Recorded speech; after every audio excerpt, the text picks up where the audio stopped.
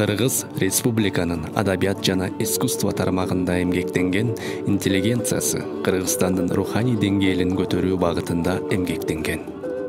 60-жылдардын ортосунда Кыргызстан жазуучуларынын союзуна 30дан ашык көркөм сөз чеберлери мүчө болушкан. Алардын ичинен акындар Ибраевдин, Абылкасымованын, Буларкиеванын, Даникеевдин, Кожомбердиевдин, Сарногоевдин эмгектери эл ичинде жогору баалана баштаган. 1965-жылы Сатылгановдун 100 жылдык юбилейине карата Кыргызстандын Токтогул Сатылганов атындагы мамлекеттик сыйлыгы белгиленген. Бул сыйлык алгачкы жолу Таң алдында романы үчүн Токомбаевка жана Абийир кечирбейт, Сүйүү жана Үмүт деген пьесалары үчүн Абдымомуновго ыйгарылган. 1968-жылы Кыргызстан СССРнын эл жазуучусу, эл акыны деген наамдар белгиленген.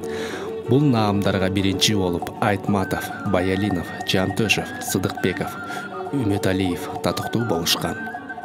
1971-75 жылдарда Токомбаевдин, Баялиновдун, Сыдыкбековдун, Үмөталиевдин, Маликовдун, Ибраевдин чыгармаларынын жыйынтыктары жарыкка чыгарылган.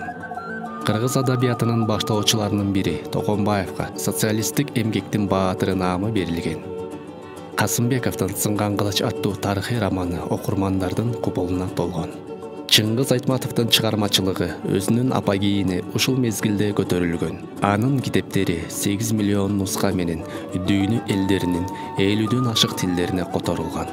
Ал эки жолу 1968 жылы Жаны барым Гүлсары, 1983 жылы Кылым карыткан бир күн аттуу чыгармалар үчүн СССРдин мамлекеттик сыйлыгына татыктуу болгон. Ал эки жолу 1968 жылы Жаны барым Гүлсары, 1983 жылы Кылым карыткан бир күн аттуу чыгармалары үчүн СССРдин мамлекеттик сыйлыгына татыктуу болгон. 1978 жылы ага социалисттик эмгектин баатыры наамы ыйгарылган. 1987 жылы Кыргызстан жазуучуларынын ичинде 1987 жылы Кыргызстандын жазуучуларынын ичинде социалисттик эмгектин эки баатыры, Лениндик сыйлыктын бир лауреаты, 4 СССРдин мамлекеттик сыйлыгынын ээлери, Токтогул Сатылганов атындагы сыйлыктын 10 лауреаты, 10 кыргыз эл жазуучулары жана акындары, Кыргыз СССР Илимдер Академиясынын 6 анык жана корреспондент мүчөсү, СССРдин Жазуучулар союзунун 21 мүчөсү болгон. Бул кыргыз адабияты үчүн чоң жетишкендик эле. 60-80 жылдарда искусство жанрында эмгектенген кызматкерлер да активдүүлүктү көрсөтүшкөн. 1966 жылда кыргыз драматургдарынын пьесалары СССРдин 50дөн ашык театрларына коюлган.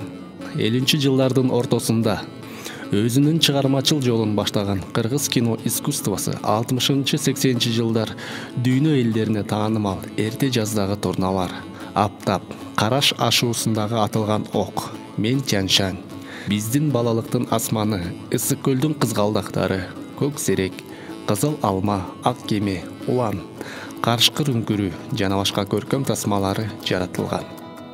Аталган фильмдердин көпчүлүгү СССРде жана чет мамлекеттерде өткөрүлгөн абройлуу кинофестивалдарда жогору бааланган. Кыргыз кино искусствосун өнүктүрүүдө таланттуу режиссерлор Төлөмүш Океев, Болот Шамшиев, Геннадий Базаров, Дооронбек Садырбаев, атактуу артисттер Чокморов, Рыскулов, Жумадылов, Кыдыкеева, Күйүкова, Турсунбаева, Бейшеналиев, Күмүшалиева жана башкалар өздөрүнүн зор салымын кошушкан. 80-жылдарда Кыргызстанда 8 адистештирилген театр, анын ичинен 1 опера жана балет театры, 6 драмалык жана музыкалык театрлар, республикалык куурчак театры иштеген. 70-80 жылдарда кыргыз драматургиясынын пьесалары СССРдин 100гө жакын театрларынын сахналарында коюлган. 1960 жылы негизделген.